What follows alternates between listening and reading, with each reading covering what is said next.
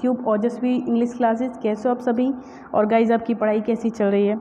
Guys I hope आपको ये खबर तो मिल ही चुकी होगी, जो चयन आयोग है उसके मेंबर जो हैं वो बैठ चुके हैं, सिलेक्शन हो गया है।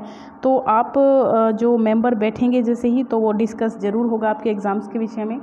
तो अपनी जो तैयारी है उसको धार लगाइए, बहुत बढ़िया से तैयारी में जुट जाइए, है ना, क्योंकि कभी भी आपके पास गुड न्यूज़ आ सकती है और वो गुड न्यूज़ आपके लिए बैड न्यूज़ ना बने। इसके लिए आपको अपनी तैयारी को जो है धार लगानी है, अच्छे से आपको प्रिपरेशन करनी है, ताकि आप जब भी एग्ज़ाम आए आप एकदम उसके लिए तैयार रहें। ठीक है, बहुत तेज़ी से अपनी तैयारी शुरू कर दीजिए। जहाँ से भी जो भी मैटर आपको अपने अकॉर्डिंग मिलता है, मैं ये नहीं कहती कि आप किसी एक को फॉलो करें, आप ज़्यादा को फॉलो करें, जहाँ से भी जैसे भी आपको मैटर मिलता है, मैटर अच्छा होना चाहिए, क्वेश्चन लेवल अच्छा होना चाहिए, तो वही आपको करना है। ठीक है गाइज, तो LT TGT PGT की तैयारी मैं आपको करा रही हूँ। अगर आप इंटरेस्टेड हैं तो प्लीज़ सब्सक्राइब मेरे चैनल को कर लीजिए और आगे तक आपको वीडियो मिलती रहें। ठीक है, बेल आइकन प्रेस कर देना, और वीडियो को देखने के बाद अगर आपको क्वेश्चन अच्छे लग रहे हैं गाइज, तो प्लीज़ लाइक शेयर कर दीजिएगा। और एक चीज़ और लास्ट में कमेंट जरूर कीजिएगा कि इन क्वेश्चंस में से आपको कितने पता थे और कितने आपको नहीं पता थे। अपना स्कोर साझा जरूर करें, ताकि मुझे पता चले कि मेरी जो ऑडियंस है वो किस लेवल की है, ताकि मैं और लेवल, वैसे तो लेवल इसमें कुछ नहीं है, बिकॉज मैं आपको फिलहाल जो क्वेश्चन दे रही हूँ वो PYQ है, वो किसी ना किसी एग्ज़ाम में कहीं ना कहीं किसी भी स्टेट में आए हैं, और एग्ज़ाम ऐसे ही क्वेश्चन ऐसे ही बनते हैं। ऐसा नहीं है कि यूपी के लिए है तो यूपी में जो आ रहे हैं प्रीवियस ईयर में वही आएंगे, ऐसा बिल्कुल नहीं है गाइज। कोई एग्जामिनर कहीं से भी कोई भी क्वेश्चन उठा के पुट कर सकता है और आपको फिर दिक्कत हो जाएगी। तो सारे के सारे क्वेश्चन सभी प्रकार के आपको देखने पड़ेंगे। ठीक है, तो चलिए गाइज शुरू करते हैं अपनी प्रिपरेशन को और देखते हैं कि कितना पता है आपको। 1 सेकेंड, हाँ, थोड़ा कभी ना जाम हो जाता है ये। चलिए, what is the name of Miss Havisham's manor in Great Expectations? ये मैनोर है, MANOR है, ये MAN, ये जो बना है ना गाइस, ये जो दिख रहा है आपको MANOR, मैनोर। तो यहाँ पे जो what is the name of Miss Havisham's manor in Great Expectations, Great Expectations जो प्ले है चार्ल्स डिकेंस का, उसमें जो मैनोर है मिस हैविसम का, उसका क्या नाम है? मैनोर से आप घर समझ लीजिए जहाँ पे वो रहती है। ठीक है, उस बिल्डिंग का क्या नाम है? तो ग्रेट एक्सपेक्टेशंस ये आपको बताना है गाइस। तो ये सेटिस हाउस है, लॉग माउंट है, लार्क माउंट है, या फिर सेटर हाउस है? तो ये बहुत आसान सवाल है, ये आपको पता भी होगा, तो A सही हो जाएगा आपको यहाँ पे। और ग्रेट एक्सपेक्टेशंस आप मुझे बता दीजिए कि इनका ये जो प्ले है वो कब आया, सॉरी नॉवल है, नॉवलिस्ट थे ये, तो ये कब आया है ये भी आपको बताना है। तो ग्रेट एक्सपेक्टेशंस जो है वो आया था आपका 1861 में। ठीक है, 1861। चलिए नेक्स्ट जो क्वेश्चन बनता है वो क्या है? Which of the following is not a gothic novel? इनमें से कौन सा एक गॉथिक नॉवल नहीं है? The Pickwick Papers, the Castle of Otranto, the Moor, the Old English Baron. तो इनमें से कौन सा आपका ये जो है गॉथिक नॉवेल्स नहीं है? तो यहाँ पे A ऑप्शन ही सही हो जाएगा गाइस। चार्ल्स डिकेंस का जो पिकविक पेपर है वो आपका गॉथिक नॉवल नहीं है। और ये कब आया था? ये सीरियली पब्लिश्ड हुआ था। जो मैं आपको बता दूं, जो पिकविक पेपर है वो सीरियली पब्लिश्ड हुआ था। कब से कब तक? ये आपका 1836 से लेके 1836, और इसका टाइम पूछे ना तो पब्लिकेशन का, तो आप 1837 लगा देना। ठीक है, तो ये 1837 तक, 1836 से लेके 1837 तक ये सीरियली एक साल के लिए पब्लिश कराया गया था इसको। ठीक है, पिकविक। तो देखते हैं यहाँ पे, यही आपका गॉथिक नॉवल हो जाएगा, है ना। और जो कासल ऑफ ओट्रेंटो है वो ये होरस वॉलपोल का है, आपको पता है। और मूअर जो है वो लॉरी आर किंग का है। और ओल्ड इंग्लिश बैरन जो है वो आपका क्लैरा रिवे का है। ठीक है, तो चलते हैं नेक्स्ट क्वेश्चन पर। What is the name of father of Stella in the novel Great Expectations? Great Expectations में अगर आपने इसकी स्टोरी पढ़ी है तो आपको पता होगा, स्टेला जो है वो इसकी जो मिस हैविसम है उसके पास एक लड़की रहती है, यंग गर्ल है, तो ये इसकी बेटी मानी जाती है इसमें। तो ये इसके फादर का क्या नाम था? Magwitch, Compeyson, Jaggers, Uncle Pumblechook. तो यहाँ पे इसको इसके फादर का नाम नहीं पता था, बिकॉज ये जो मिस हैविसम है तो ये इसको छोड़कर चली गई। इसका फादर, इसका जो हस्बैंड था वो उसको छोड़ के चला गया था शादी के दिन ही। ठीक है, 8:20 पे, तो मतलब सॉरी 9 बजने से 20 मिनट पहले, तो वो उसको छोड़ के चला गया था। तो ये जो है इसका फादर यहाँ पे पूछा गया है, तो आपको बताना है कि A ऑप्शन सही हो जाएगा यहाँ पे, मैगविच। ठीक है, मैगविच जो नाम है वो उसके फादर का है, 1861 में आया था, मैं आपको अभी बता चुकी हूँ। नेक्स्ट क्वेश्चन है, आपको टाइम स्पैन पता है चार्ल्स डिकेंस का? अगर नहीं पता है तो गाइस याद रखिएगा,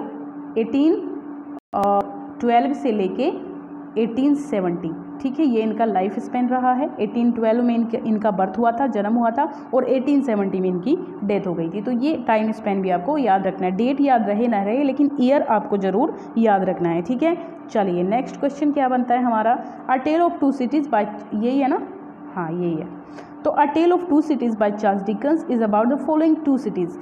जो A tell of to Cities है चार्ल्स डिकेंस का, उसमें कौन सी दो सिटीज़ का जिक्र होता है। बहुत आसान क्वेश्चन है और आई होप ये आपको पता भी होगा, है ना, पता होगा गाइज आपको। तो इसमें लंदन और पेरिस की बात होती है, यानी कि बी ऑप्शन सही हो जाएगा हमारा। और लंदन पेरिस की बात होती है, कब आया था ये भी बता दीजिए। तो ये आया था आपका 1859 में, 1859 में, याद रखना है ये डेट आपको, ठीक है। और इसमें लंदन और पेरिस की बात होती है कब, during French revolution. French revolution में यहाँ पे एक ये स्टोरी क्या बताता है नोवेल, मैं थोड़ी सी आपको स्टोरी भी नरेट कर देती हूँ। 18 ईयर इम्प्रिजनमेंट है यहाँ पे, किसको, डॉक्टर मैनेट को मिला हुआ है बास्तिल में, पेरिस के किले में, ठीक है। और उसकी जो रिलीज़ है वो लंदन में लाइव होनी है। इस डॉटर लूसी, ठीक है, उसकी जो डॉटर है लूसी, वो किसी तरीके से वहाँ से उसको छुड़वाती है। तो यही स्टोरी यहाँ पे दिखाई गई है, राइट। चलिए, A tell of to Cities centres out the situation born out of. अभी मैंने आपको बता दिया है कि फ्रेंच रिवॉल्यूशन के दौरान की बात यहाँ पर है। फ्रेंच रिवॉल्यूशन का टाइम आप मुझे बता सकते हो क्या है गाइज, फ्रेंच रिवॉल्यूशन का जो टाइम है वो बता सकते हो आप मुझे। 1789, ओके, 1789। चलिए, Mrs Gamp is a character in, Mrs Gamp नाम का कैरेक्टर आपको कहाँ पर मिलता है। डेविड कॉपरफील्ड में, पिकविक पेपर में, मार्टिन चुज़लविट या फिर हार्ड टाइम्स, चुज़लविट या चुज़लविट जो भी आप इसको पढ़ें, तो कहाँ पर मिलता है आपको ये। तो ये मिसेस गैम्प जो कैरेक्टर है गाइज, ये आपको मिलता है इसमें किस में मिलेगा बताइए। हाँ, मार्टिन चुज़लविट, राइट, मार्टिन चुज़लविट में मिलेगा आपको, यानी कि ये जो सी ऑप्शन है ये हमारा सही हो जाएगा, ठीक है। और बता दीजिए कि ये कब आया था, अगर इसको देखें हम लोग। और बोज, जो चार्ल्स डिकेंस का सुडोनिम है वो पता है आपको, बोज है, और बोज नाम से ही आया था, इनका जो वर्क था ये बोज नाम से ही आया था। मार्टिन चुज़लविट कब आया था, 1844, ठीक है, 1844। चलिए, और डेविड कॉपरफील्ड कब आया था। चलिए नेक्स्ट, ये जैसे जैसे आते रहेंगे मैं आपको इनका ईयर बताती रहूँगी। Which of the following novels of Dickens is set at the time of the Gordon Riots of 1780। इनका कौन सा ऐसा नॉवल है जो गॉर्डन रॉयट्स के टाइम पे सेट किया गया था, कब, 1780 में। Master Humphrey's Clock, Barnaby Rudge, और द ओल्ड क्यूरियोसिटी शॉप, या फिर निकोलस निकलबी। तो कौन सा इसमें सही आंसर हो जाने वाला है आपका, तो बार्नबी रूज, जो ये बी ऑप्शन है यही सही हो जाएगा, बार्नबी रूज। और कब आया था, 1780 की हम लोग बात करेंगे यहाँ पर, ठीक है। 1780 की तो ये बात हो रही है गाइस, जो 1780 में रियोट्स, गॉर्डन रियोट्स के दौरान आया था ये। तो ये आया कब था, 1841 में। मैं क्या बात कर रही हूँ यार, कभी माइंड खिसक जाता है, ठीक है। तो ये आपका 1941 कहेंगे इसको, है ना, 1941, 1817 है। चलिए नेक्स्ट,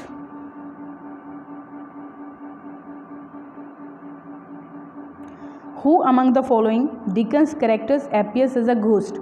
इनका कौन सा ऐसा कैरेक्टर है जो घोस्ट के रूप में आया है नोवेल के अंदर। डैनियल क्विल्प है, डोरा स्पैनलो है, ईस्थर समरसन है, या फिर जैकब मार्ले है। तो कौन सा इनका ऐसा कैरेक्टर है, तो यहाँ पे जैकब मार्ले हो जाएगा, यानी कि डी ऑप्शन सही हो जाएगा आपका, जैकब मार्ले, ठीक है। और ये किस में है गाइज, आ क्रिसमस कैरोल, ठीक है, आ क्रिसमस कैरोल, आ क्रिसमस कैरोल में है ये याद रखना आप। क्रिसमस कैरोल कब आया था, CAROL, कब आया था, 1843 में, 1843 में आया था, ठीक है। और चलिए इतना ही काफ़ी है इसके लिए। ये एक फिक्शनल कैरेक्टर है जैकब मार्ले, किसके अंदर, क्रिसमस कैरोल में, 1843 में आया था। Who wrote a postmodern reworking of Charles Dickens Great Expectations without altering the original title. कौन सा ऐसा यहाँ पे राइटर है जिसने बिना किसी काट छाट किए, एल्टर होता है पूरे तरीके से रूप बदल देना या काट छाट करके जो है सही कर देना, तो एल्टर ग्रेट एक्सपेक्टेशंस को बिना कुछ छेड़छाड़ किए उन्होंने बिल्कुल सेम एज मॉडर्न रिवर्किंग एक वर्क दिया है इसी के नाम पे। तो एंजेला कार्टर है, कैथी एकर है, पीटर कैरे है या फिर श्रिले जैक्सन है। तो कौन सा इसमें यहाँ पे सही आंसर हो जाएगा? तो यानी कि बी ऑप्शन आपका सही हो जाएगा गाइज, कैथी एकर। ठीक है, कैथी एकर है इसका answer. Next question, which of the following is example of the Kunstlerroman, ये क्या है गाइज? हाँ कंडल, ये स्पेलिंग तो गलत नहीं हो रही, हाँ ये स्पेलिंग गलत हो रही है गाइज, मैं स्पेलिंग सही लिख देती हूँ, सॉरी सॉरी सॉरी गाइज, ये टाइपो होते हैं, हो जाते हैं जब हम टाइप करते हैं ना, हो जाते हैं कई बार गाइज। तो ये मेरे हिसाब से आपका हो जाएगा, 1 सेकेंड, कहाँ पहुँच गए हम लोग? हाँ ये था, है ना। तो ये CUNS होना चाहिए, NSTLE है ना, ROMAN, कंस्टल रोमन। कंस्टल रोमन, कंस्टल रोमन जो है आपने सुना है बिल्डिंग्स रोमन, बिल्डिंग्स रोमन और ये जो कंस्टल रोमन है ये सेम गाइज, सेम बिल्कुल है, क्योंकि दोनों में क्या है, दोनों में जो दिखाया जाता है वो ऐसा एक डेवलपमेंटल सिचुएशन दिखाई जाती है कि कैसे एक बच्चे का मतलब स्टेज बाय स्टेज, पहले चाइल्डहुड फिर उसका एडल्टहुड फिर उसका जो भी लास्ट टाइम होता है, तो उसके अकॉर्डिंग डेवलपमेंटल नॉवल होता है ये बिल्डिंग्स रोमन या फिर कंस्टल रोमन। इसमें ना एक डेवलपमेंट दिखाया जाता है सीरियली किसी भी जो प्रोटागोनिस्ट होता है उसका। तो कौन सा इसमें यहाँ पे है, कौन सा इसका एग्जाम्पल है? द पोर्ट्रेट ऑफ लेडी है, डेविड कॉपरफील्ड है, टॉम जोन्स है या फिर a portrait of the artist as a young man है।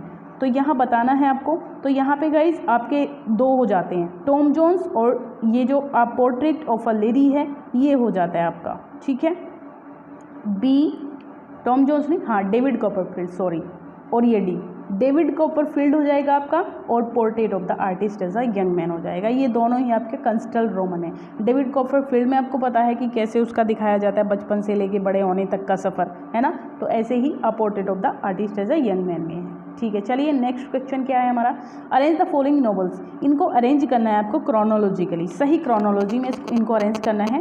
तो यहाँ पे अगर हम बात कर ले गाइस तो सबसे पहले आ जाता है आपका, सबसे पहले आता है पिकविक पेपर्स। ठीक है, पिकविक पेपर्स की, 1 मिनट, हाँ पिकविक पेपर्स की बात करें तो ये आपका आता है 18, मैंने बताया था अभी 1836 से लेके 37 तक की बात करेंगे आप इसकी। इसके बाद आता है आपका निकोलस निकलबी। ठीक है, निकोलस निकलबी ये कब आया था, इसकी बात करें तो ये 1838 से 39, 1838 से 39 तक की इसकी बात कर सकते हैं हम। और इसके बाद आता है आपका डेविड कॉपरफील्ड। डेविड कॉपरफील्ड की बात करें तो इसका हो जाएगा 1849, 1850 भी कह सकते हैं आप, 1849 से लेके 50 राइट, ये हो जाएगा। और लास्ट में बचता है ग्रेट एक्सपेक्टेशंस, अभी अभी आपको बताया था कि 1860 से लेके 61, तो ये आपका क्रोनोलॉजिकली हो जाएगा। तो क्या बनता है हमारा, सबसे पहले बी, ठीक है, फिर सी, फिर हमारा आएगा ए और फिर डी, BCAD ये सीरियल बन जाता है। Who is considered to be the Dickens of the Elizabethan stage for his intimate knowledge of the common man। तो who is considered, किसको माना जाता है Dickens of the Elizabethan stage का डिकन्स किसको माना जाता है, और for his intimate knowledge of common man के बारे में जो उनकी इंटीमेट नॉलेज के अकॉर्डिंग। तो ये इसका आंसर क्या हो जाएगा, थॉमस डेकर को माना जाता है गाइस, थॉमस डेकर को माना जाता है। थॉमस डेकर को कंसीडर किया जाता है Dickens of the Elizabethan age, क्योंकि वो क्या थे, एक प्ले राइटर थे और पैम्फलेट एलिजाबेथन एज के। ठीक है, तो यहाँ पे उनको जो उनके जो वर्क्स थे ना क्वीन एलिजाबेथ फर्स्ट के टाइम पे, वो बिल्कुल सेम एज थे जैसे कि कॉमन मैन की तरह चार्ल्स डिकन्स ने। आपने देखा होगा कि इनके जो कैरेक्टर हैं, प्रोटागोनिस्ट हैं नॉवल में, वो कोई राजा महाराजा नहीं है, कॉमन मैन है। जो कॉमन मैन के साथ चीज़ें होती हैं ना, वही इनके जो नॉवेल्स हैं, इसीलिए वो इतने ज़्यादा फेमस है, क्योंकि वो बिलोंग करते हैं एक कॉमन मैन की लाइफ से। ठीक है, तो थॉमस डेकर इसका आंसर हो जाता है। The character of Miss Havisham in Great Expectations is a study in. जो ग्रेट एक्सपेक्टेशंस है उसमें मिस हैविसम है, वो किस चीज़ की स्टडी है, ये मैस्कोचिज्म होना चाहिए, निहिलिज्म, सैडिज्म या फिर नन। सैडिज्म गाइस, क्योंकि वो सैड रहती है ऑलवेज, वो कभी खुश नहीं रहती है, वो एक ही कपड़ों में रहती है ऑलवेज। जो उसका जो उसका पियांसे था वो उसको छोड़ के चला गया था जिस हाल में, जिस गाउन में, तो वो ऑलवेज उस गाउन को पहने रखती है। और 9 बजने से 20 मिनट पहले का टाइम ऑलवेज उसकी सारी क्लॉक्स में फिक्स रहता है, उसके जो रूम में है, ठीक है। चलिए, हम्बग कैस्बी इन लिटिल डॉरिट, जो हम्बग कैस्बी है लिटिल डॉरिट में, तो वो फनी कैरेक्टर है, फिलोसफर या फिर वाला है, या फिर पुलिस ऑफिसर है फ्रॉम ट्यूडर स्टॉक, या फिर an officer in British navy है, या फिर ब्रिटिश नेवी में कोई ऑफिसर है। तो यहाँ पे गाइस लिटिल डॉरिट जो नॉवल है, ये बता दीजिए पहले तो कि ये कब आया था। तो ये भी सीरियल सी, वैसे इसको आप 1857 रखेंगे। इसका जो आंसर है वो 1857 में रखेंगे, इसका जो ईयर है। ऐसे 55 से स्टार्ट हुआ था और 57 तक जो है इसको किया गया था। तो ये क्या है, हम्बग कैस्बी जो है ये फ्लोरा का फादर है इसमें, है ना, और लैंडलॉर्ड है ब्लीडिंग हार्ट यार्ड। तो इसमें आंसर ईगल नहीं है गाइस। एक सेकंड, ये हमारा क्वेश्चन ना पीछे चला गया ये है ये वाला, ठीक है।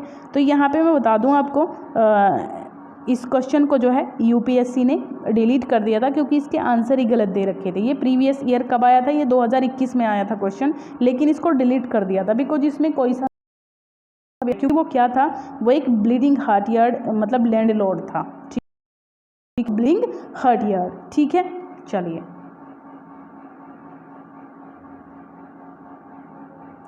Charles Dickens Little Dorrit is an attack on upon, ये जो चार्ल्स डिकेंस का लिटिल डॉरिट वर्क है, नॉवल है, ये किस चीज़ पे अटैक करता है ये बताना है आपको। तो the economic education in universities, the social practices and their effects, या फिर सोशल सिस्टम पे, या फिर Marshalsea the doctors Marshalsea the debtors prison and the system that is responsible for its existence.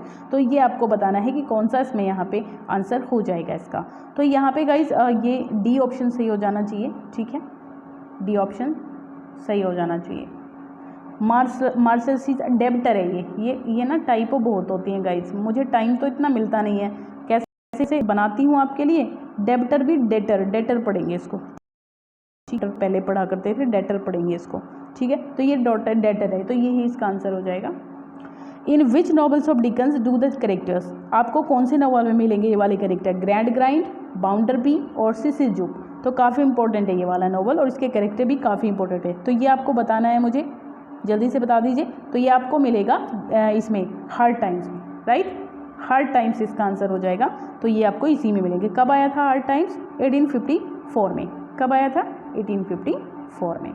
चलिए, what does all the clock set at 20 minutes, अभी आपको बताया है कि जो मिस हैविशम का जो रूम था उसमें उसकी क्लॉक ऑलवेज किस पे अटकी रहती थी, 9 मिनट्स टू मिस, मतलब 9 बजने में 9 मिनट पहले उसकी जो क्लॉक थी वो हमेशा रहती थी। तो ऐसा क्यों था, क्या सिंबल, किस चीज़ का सिंबल था ये। It is considered as an auspicious time to start anything, क्या ये किसी भी काम को करने का बढ़िया समय था, या फिर it is symbolize Miss Havisham is dead, क्या ये सिंबल था कि मिस हैविशम डेड हो चुकी हैं, मर गई हैं। क्या ये इस चीज़ का सिंबल था कि Miss Havisham does not want anything to change, कि वो कुछ चेंज नहीं चाहती थी अपनी लाइफ में, अपने रूम में, या फिर it symbolises a paranormal activity, या फिर कोई पैरानॉर्मल एक्टिविटी को ये दिखाता था। तो गाइस सी ऑप्शन सी हो जाएगा, क्योंकि वो कुछ भी चेंज नहीं करना चाहती थी, वो सेम एज मैंने बताया कि वो वही गाउन पहने रखती थी और सेम रखना चाहती थी सब चीज़ें, ठीक है।